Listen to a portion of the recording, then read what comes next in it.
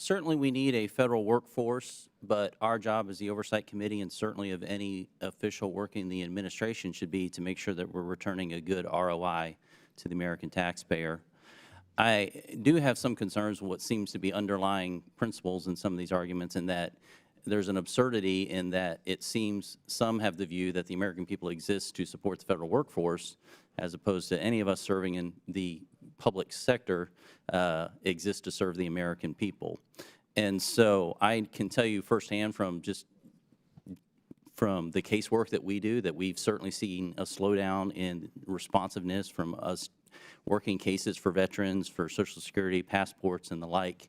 Indeed, during COVID, there's a warehouse where federal employees were paid to digitize records that are physically in a warehouse, and understandably, during COVID, they were not there.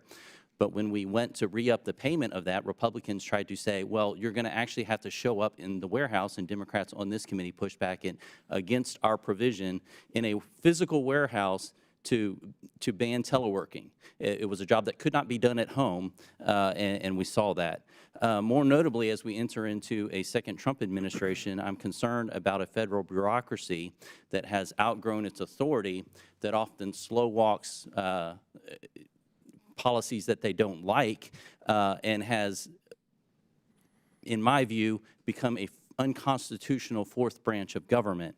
Indeed, during the Trump administration, and I'll submit a Bloomberg article, Washington bureaucrats are quietly working to undermine Trump's agenda, in which that article found that career staff had found ways to obstruct, slow down, simply ignore their new leader, the president.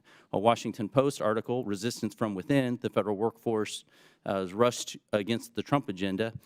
They see the bureaucrats using time to their advantage, and so they would slow walk different things. I am very concerned about this, especially as we've seen the recent contracting that has come from Mr. O'Malley on his way out, as he's posturing for a slot in the DNC, specifically with AFG. Ms. Gressler, you mentioned how taxpayer-funded lobbying happens on the clock. Is that true in your opening statement? Yes, federal employees can take official time to not do their jobs, but to instead work for their unions, which can include lobbying Congress. Right, and I'm reading from the union's page right now that says AFG runs one of the largest, best political programs in AFG history. This is their article talking about the work they did during the last presidential election. And when I look at their endorsements from the last few elections, I see Harris, Biden, Clinton, Obama, Kerry, Gore. I'm noting a trend. I don't know if anyone else is. But so we have taxpayer-funded political organizing going on the clock. And this is very concerning to me, and I think should be for anyone looking for a good ROI from their taxpayer. I want to turn, though, because there's a lot of discussion about private and public when it comes to teleworking, and there's a little bit of a difference in that, although I think there's lessons to be learned that could cross that. But in the private sector, you have immediate accountability, and so there's earnings statements that aren't met, there's productivity goals that aren't met, and those who are managing have the ability to immediately fire, make course corrections, and the like, to get rid of bad actors, poor performers, and the like. There was an OPM study that said 8% of civil service managers who had poor performing employees, only 8% of them tried to correct them. Why is that? Because 78% of those who tried were effective at bringing discipline or firing bad actors. So that's less than 2%, barely over 1% of bad actors we were able to get fired. The ability for us to deal with bad actors, which includes those abusing telework, is very difficult. Could you speak to the process of what it takes to get rid of bad actors in our federal government? Yes, it's already incredibly difficult and time-consuming and costly, and that's why we see that federal managers try it a couple times and then they just give up on it. Even things like not giving an employee a performance-based pay increase requires setting up a performance improvement plan. It takes 1.5 years to actually go through the process of trying to hire an employee and get rid of them. And telework is supposed to be something that is left to management's discretion.